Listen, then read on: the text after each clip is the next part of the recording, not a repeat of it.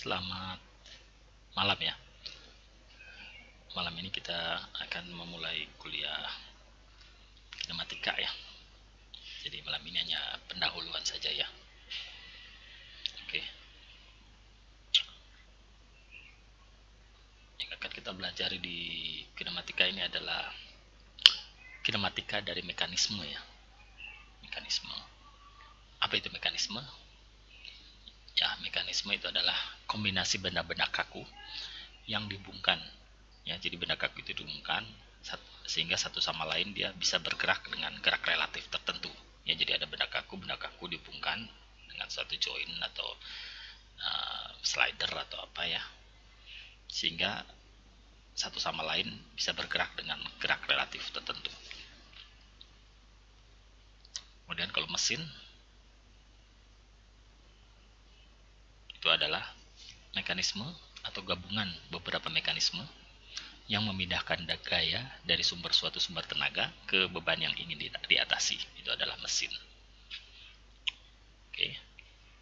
Kemudian kinematika mesin itu adalah ilmu yang mempelajari gerak relatif antara komponen-komponen mesin. Ya, jadi gerak relatifnya antara komponen-komponen mesin itu dipelajari.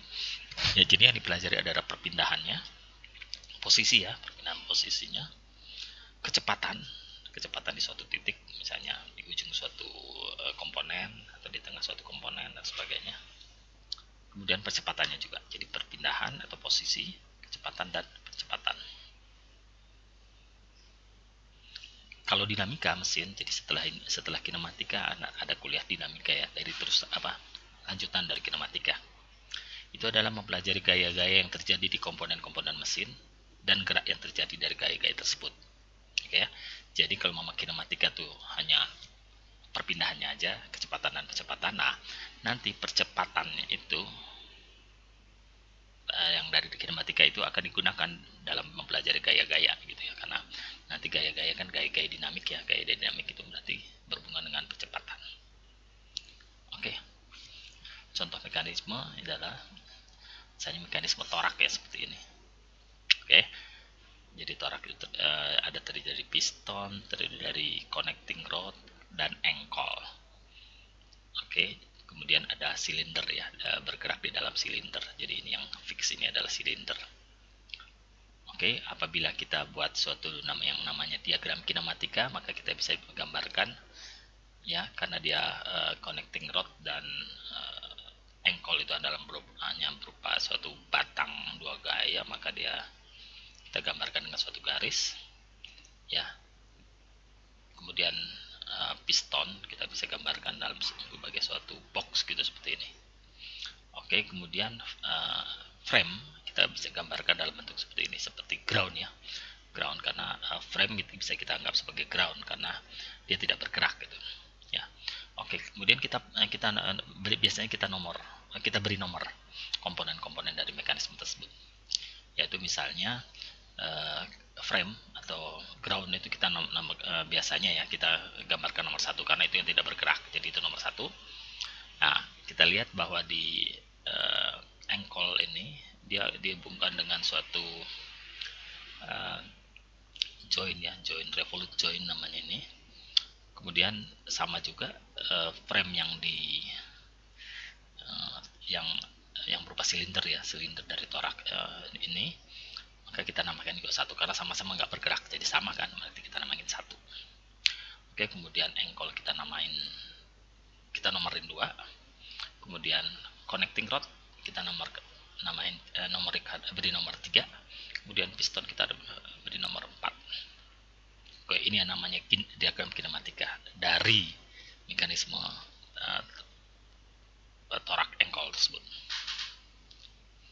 Oke, contoh mekanisme yang lain yang di kiri ini adalah mekanisme cam. Kita lihat dia bergerak naik turun, dan juga ini ada rollernya ya, rollernya itu bergerak berputar. Jadi dia ada dua gerak, yaitu selain dia berputar ya, roller ini selain dia berputar maka dia akan bergerak translasi juga. Oke, itu juga akan kita pelajari ya. Kemudian diagram kinematika kita bisa gambarkan seperti ini ya. Jadi ininya 1, yang fixnya 1, kemudian camnya 2 dan followernya 3. beri nomornya. Oke, kemudian mekanisme yang lain adalah contohnya roda gigi ya, balik roda gigi seperti ini, roda gigi rag and pinion misalnya dan sebagainya. Nah, roda gigi salah satunya bisa terjadi di suatu mekanisme transmisi ya dari kendaraan roda 4. Oke, gerak bidang. Jadi ada gerak dalam satu bidang. Bidang berarti 2 dimensi ya. Berarti misalnya kita ngelihatnya dalam satu bidang gambar inilah, bidang gambar, bidang kertas ini yang kita pelajari ini. Maka macam-macam terjadi gerak, yaitu bisa namanya gerak translasi. Nah, contohnya ini ada gerak translasi dari 4 ya, dari torak ya, yang kita namain 4. Jadi torak atau penghubung 4 dia bergerak rektilinear antara B aksen dan B double aksen.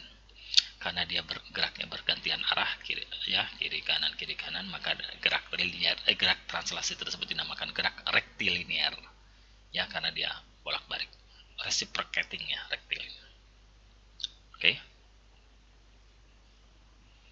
Kemudian gerak bidang atau translasi bisa gerak kurvilinear ya. Nah, kurvilinear contohnya penghubung 3 yang hubungan antara dua buah roda, misalnya di mekanisme sebuah roda kereta api ya, maka dia geraknya kurvilinear. Jadi selain dia bergerak translasi, dia bergerak rotasi juga. Oke ya, jadi penghubung 3 di sini bergerak kurvilinear namanya. Oke, gerak rotasi. Penghubung 2 yang engkolnya ini yang namanya mekanisme 4 batang. Penghubung 2 ya berupa engkol ini yang merah ya, dia bergerak rotasi ya. Sedangkan penghubung 4 ya, dia bergerak rotasi berosilasi ya, dia rotasi tapi osilasi namanya ya, bolak-balik dia kiri kanan ya.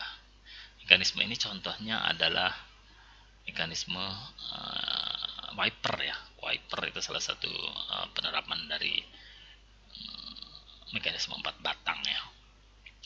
Jadi dia wiper itu bergerak rotasi berosilasi, sedangkan engkol yang muternya dia tetap aja berputar rotasi terus ya. Oke, itu adalah contoh kinematik dari gerak bidang rotasi ya. Oke, kemudian gerak bidang rotasi dan translasi ya, di gambar di atas adalah batang 3 ya, yang bergerak rotasi dan translasi, sedangkan di mekanisme yang tengah dia 2 dan 4 ya, karena dia bergerak ke depan juga ya. Kemudian yang di mekanisme 4 batang satu lagi itu adalah di 3 ya, dia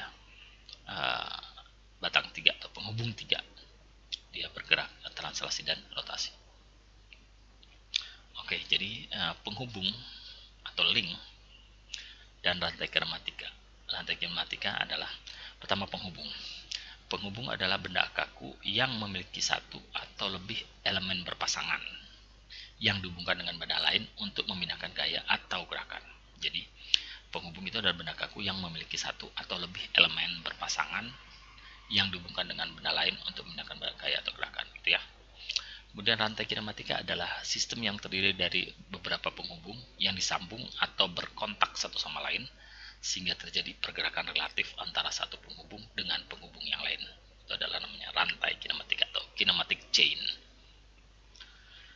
Penghubung contohnya misalnya suatu batang biasa ya, batang gaya. Terus kemudian misalnya ada yang berbentuk segitiga, ada yang berbentuk segi 4, atau misalnya poros engkol seperti ini. Engkol ya, batang engkol, bukan poros engkol. Porosnya ini kan poros engkol, ini adalah batang engkol. Kemudian bisa berbentuk seperti ini, seperti L gitu, seperti huruf L dan sebagainya. Ini semuanya adalah contoh penghubung. Berikutnya mobilitas atau derajat kebebasan. Mobilitas sebuah mekanisme itu adalah banyaknya derajat kebebasan yang dimiliki mekanisme tersebut. Contoh, kita punya penghubung ya, penghubung yang ditempatkan di suatu ruang ya, ruang 3 dimensi, ruang 2 dimensi ya, di bidang, maka dia kemungkinan dia bisa bergerak ke arah X, ke arah Y ya, ke arah X itu adalah arah horizontal, dan ke arah Y arah vertikal, dan dia juga bisa bergerak rotasi ya dengan suatu sudut theta.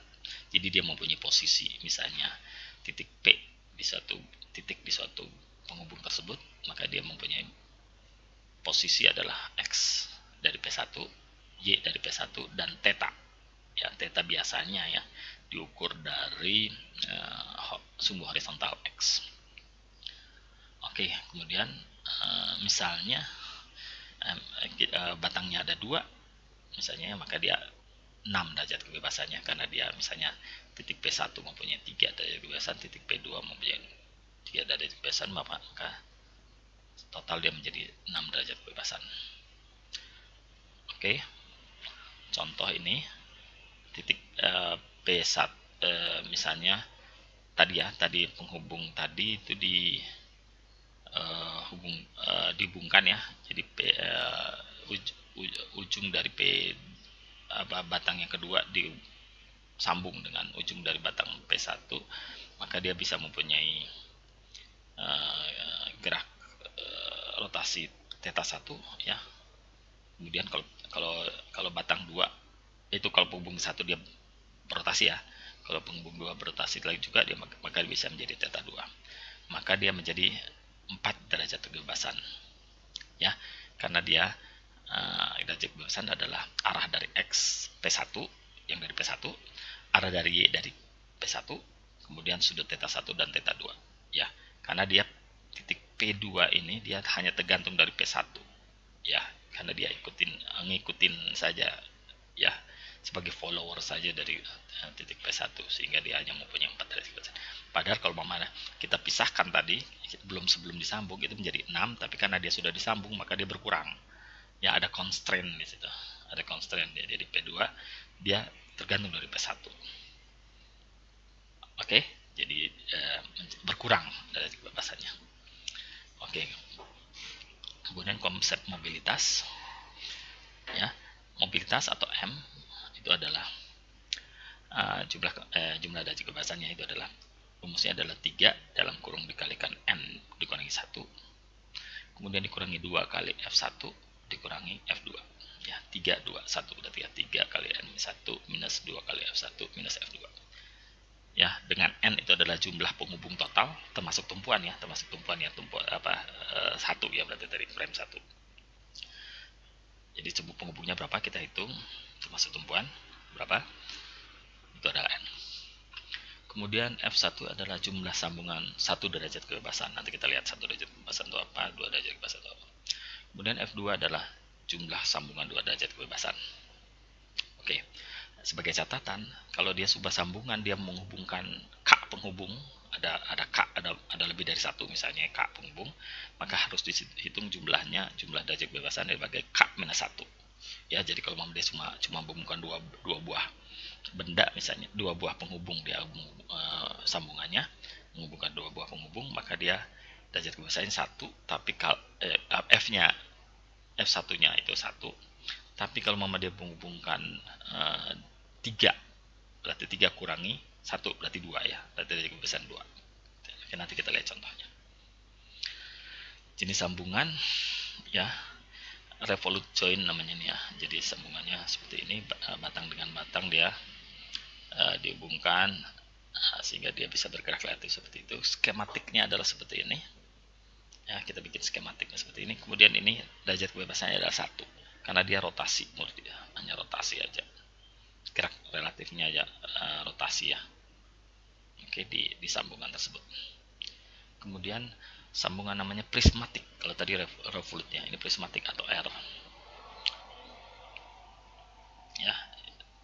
revolut, ini prismatik ya, prismatik atau P ya, sorry P ini harusnya. Kemudian skematiknya seperti ini, contohnya torak ya. Jadi skematiknya ya seperti ini aja ya. Jadi satu aja kita gambarkan silindernya itu semua satu permukaannya aja. Ini derajat kebebasannya itu adalah 1 ya, karena ini translasi murni. Nah, ada juga. Kemudian contohnya cam. Kalau cam seperti ini, skematiknya adalah seperti ini. Jadi ada bulatan-bulatan, ini adalah satu camnya, satunya follower. Ya, ini derajat kebebasannya 2. Karena kita lihat dia selain dia transaksi, dia juga berotasi ya, itu apa namanya, rollernya itu ya. Jadi ini adalah 2 derajat kebebasan. Oke. Kemudian jenis sambungan yang lain adalah kontak gelinding, misalnya antara 2 buah roda gigi, baik pinion dan gearnya ya. Itu skematiknya seperti ini, bundaran-bundaran seperti ini, yang melambangkan 2 buah roda gigi yang saling bergesekan, yang mating ya, mating istilahnya ya. Ini derajat kebebasannya juga 1. Dia karena dia cuma menggelinding saja, tapi nggak meluncur. Kalau tadi cam dia meluncurkan. Oke, contoh. Tentukan mobilitas atau derajat kebebasan dari mekanisme di samping ini. Berapa mobilitasnya? Maka kita lihat.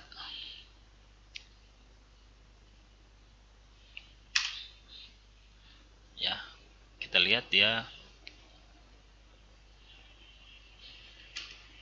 Ya, kita lihat dia batangnya berapa? Penghubungnya berapa? Tumpuan 1. Kemudian yang ini 2.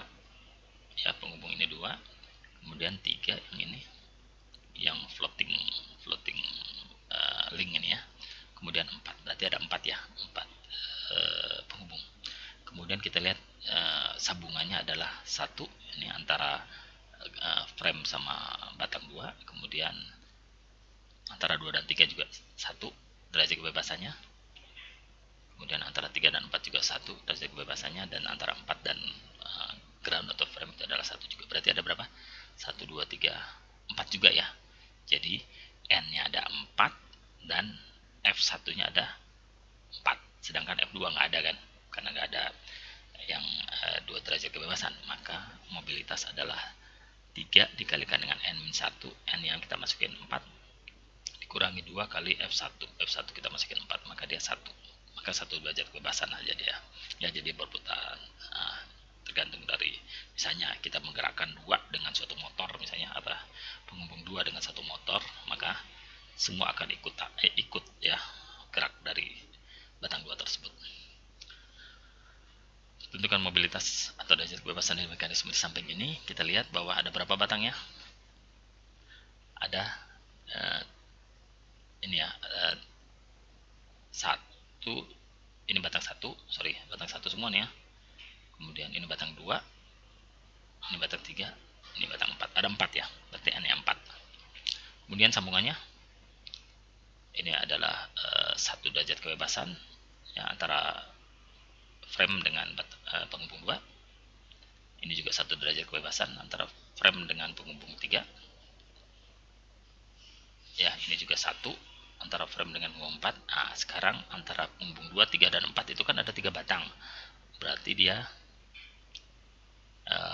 derajat kebebasannya adalah K-1. K adalah 3 batang, 3 penghubung ya.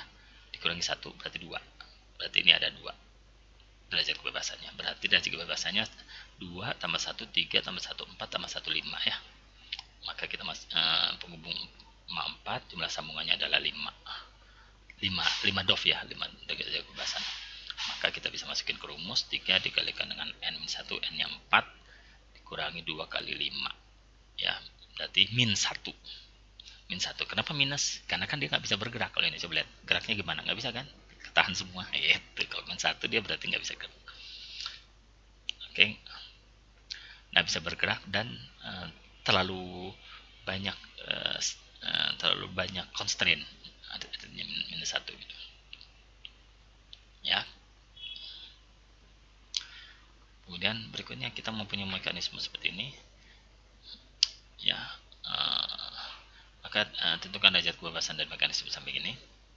Maka kita lihat itu adalah penghubung 1 atau frame, penghubung 2 yang benda yang ini, kemudian penghubung 3 yang ini, sedangkan ya derajat kebebasannya adalah join di frame ada 1, ini 1 juga, kemudian dia 1 juga di sini. Maka jumlah penghubungnya adalah 3, jumlah sambungan 1 derajatnya 2 kan, kemudian jumlah sambungan 2 derajatnya 1. Ini 2 derajat nih, sorry, ini 2 derajat ya. Maka mobilitasnya adalah 3 dikurangi n adalah 3 ya, kurangi 1 dikurangi 2 kali yang 1 derajat kebebasan adalah 2 buah, kemudian dikurangi 1 kali yang 2 derajat kebebasan, maka m-nya adalah 1. Oke, itu adalah contoh dari perhitungan mobilitas. Oke, demikian kuliah kita untuk pendahuluan kinematika ini. Kita akan lanjutkan dengan kuliah berikutnya, yaitu lintasan kecepatan dan percepatan untuk kuliah berikutnya. Terima kasih.